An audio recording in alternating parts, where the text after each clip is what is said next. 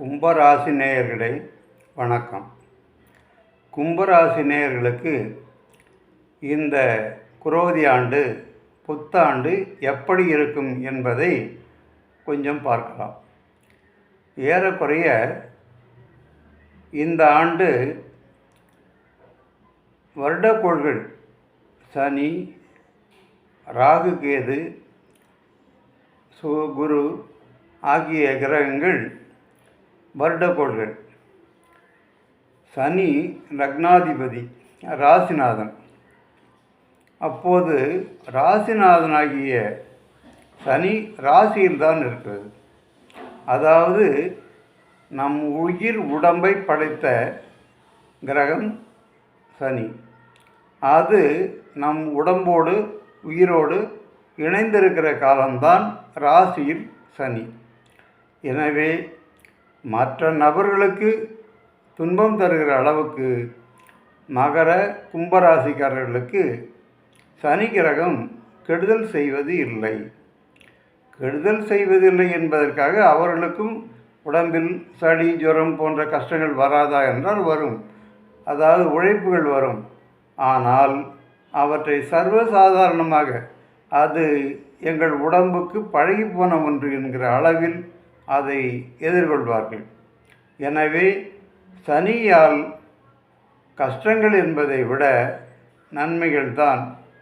அதாவது சனியினுடைய ஒரே குணம் கொஞ்சம் உழைப்பை அதிகம் வாங்கி கொண்டு கூலியை கொடுக்கும். மீதி கிரகங்கள் கொஞ்சம் உழைப்பை குறைவாக வாங்கி கொண்டு அதிக கூலியை கொடுக்கும். ஒரு சின்ன உதாரணத்துக்கு சொல்லப்போனால், சம்பட்டியை எடுத்து இரும்பை அடிக்கிற ஒரு கொல்லன் கடுமையாக அடித்து உதைத்து உழைத்து நெருப்பில் வெந்து சிறிது லாபத்தை அடைகிறார். அதே போல் ஒரு சுத்தி, அதே போல் ஒரு நெருப்பு.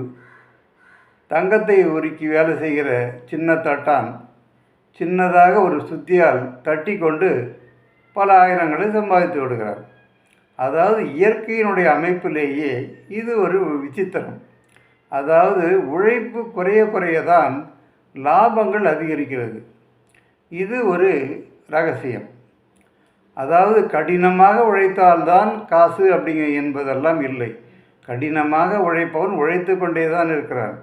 ஆனால் எளிமையாக சம்பாதிப்பவன் சம்பாதித்து கொண்டு தான் இருக்கிறான். எனவே ஒரு தொழிலுக்கும் வேறு வேறு வகையான வருமானம் உண்டு. சனி உடல் உழைப்பை பெற்று உடல் உழைப்பை வாங்கி கொண்டு வருவாயை கொடுக்கும். ஆக மொத்தம் குடும்பாதிபதி குரு இப்போது 3லிருந்து 4ஆம் இடத்தில் செல்கிறது. 3ல் இருந்ததை விட 4ஆம் இடம் கொஞ்சம் மேம்பட்ட இடம். அப்படி ஒன்றும் தவறில்லை. அங்கிருந்தபடியே ராசிக்கு 9ஆம் 8ஆம் இடம், 9 10ஆம் இடம், அதாவது 12ஆம் இடம் என்கிற 3 வீடுகளை பார்க்கிறது. இந்த 3 வீடுகளும் ஒரு வகையில் நன்மையை, அதாவது கெடுதல்களை குறைக்கின்ற இடம். எனவே குரு அதிக நல்லதும் இல்லை, கெட்டதும் அதிகம் இல்லை, ஓரளவுக்கு நன்மையை செய்கின்ற இடம். ஆக 2ல் ராகு 8ல் கேது. 2ல் ராகு 8ல் கேது என்றால் பொதுவாக கொஞ்சம் கஷ்டங்கள் தான் இருக்கும் என்பார்கள். அதாவது சொல்வாக்கு, அதாவது நம்ம சொன்ன சொல்லை காப்பாற்ற முடியாத ஒரு சிரம நிலையை உண்டாக்கிவிடும். அதாவது இதை செய்யலாம் அதை செய்யலாம் என்று நிறைய திட்டமிடுவோம். திட்டமிட்டு பல பேரிடம் நம்முடைய விருப்பங்களை எடுத்து சொல்லிவிடுவோம் ஆர்வத்தின் காரணமாக. ஆனால் 2ல் உள்ள ராகு அதை சொன்னபடி செய்ய விடாது. ஆக இதுதான் 2ல் உள்ள ஒரு பலன். அந்த 2ல் உள்ள ராகு நம் சொல் வார்த்தைகளை பெரும்பாலும் காப்பாற்றி கொடுக்காது. எனவே நாம் செய்ய வேண்டியது அதிகமாக பிறரிடம் திட்டங்களை வெளியில் சொல்லி அதை செய்கிறோம் இதை செய்கிறோம் என்று சொல்வதை விட நாம் செய்துவிட்டு அமைதியாக இருப்பது மிகவும் நல்லது. அதாவது 2ல் உள்ள ராகுவால் வரக்கூடியது அதுதான். கொஞ்சம் கடினப்பட்டு தான் பண வரவு இருக்கும்.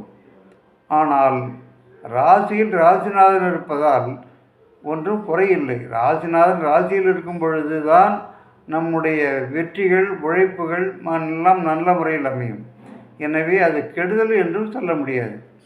ஆக மீதி வருடக்கோள்களான ராகு கேதுவோ குருவோ மிகப்பெரிய நன்மையை செய்யும் இடத்தில் இல்லை.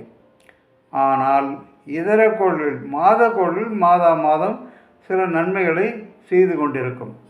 அந்த வகையில் சித்திரை மாதம் ராசிக்கு 3இல் சூரியன். எனவே சித்திரை மாதம் 3இல் உள்ள சூரியன் மிக நல்ல பலன்களை கொடுக்கும். அதன் பிறகு குருவும் சூரியனும் ஒன்றாகி அஸ்தமனமாகி அதுக்கு பிறகு குரு வெளியே வருகிறது.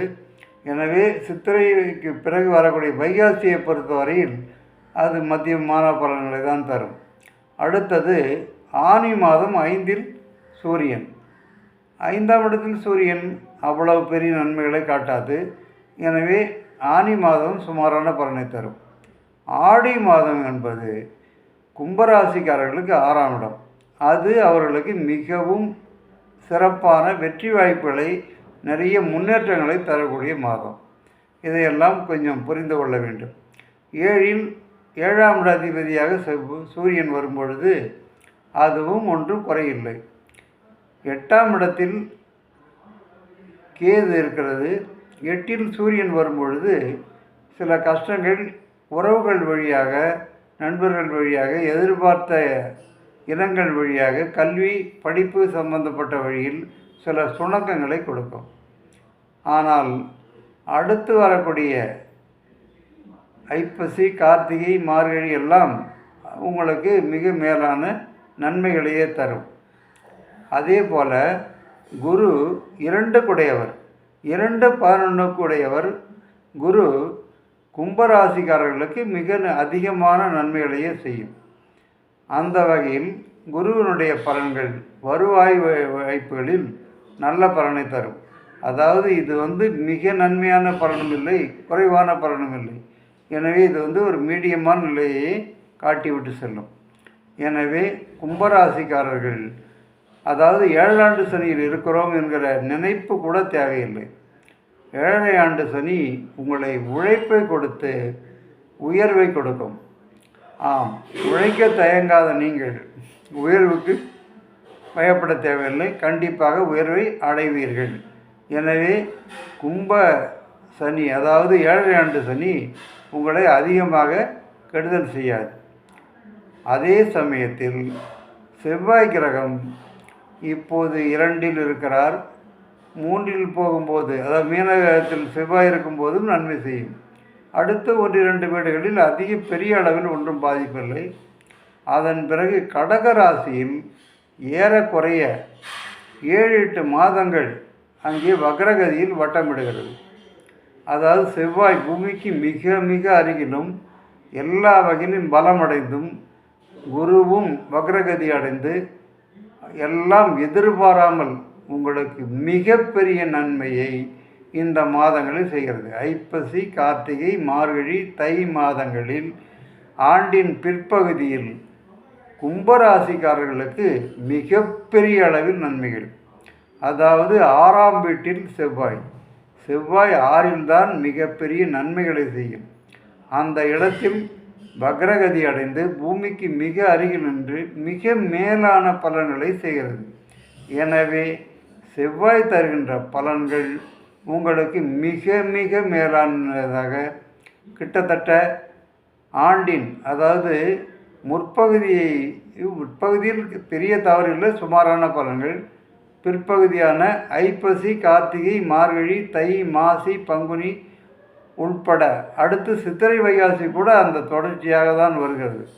எனவே அந்த பகுதிகளில் செவ்வாய் கிரகம் 6ஆம் வீட்டில் அதாவது கடகத்தில் வக்ரமடைந்து பலமடைந்து பூமிக்கு மிக அருகில் நின்று மிக பெரிய அளவில் ஒரு திருவிளையாடலை செய்து கொண்டிருக்கிறது. எனவே அந்த நேரம் உங்களுக்கு எதிர்பாராத, நீங்களே எண்ணியும் பார்க்காத அளவுக்கு பல உயர்வுகளை, வெற்றி வாய்ப்புகளை உருவாக்கும். அந்த நேரத்தை சரியாக பயன்படுத்தி கொண்டு முன்னேறுங்கள். நன்றி, வணக்கம். திருமழிசை அறிவியல் ஜோதிட நிலையம், ஜோதிட குரு சு. சம்பையா. நன்றி, வணக்கம்.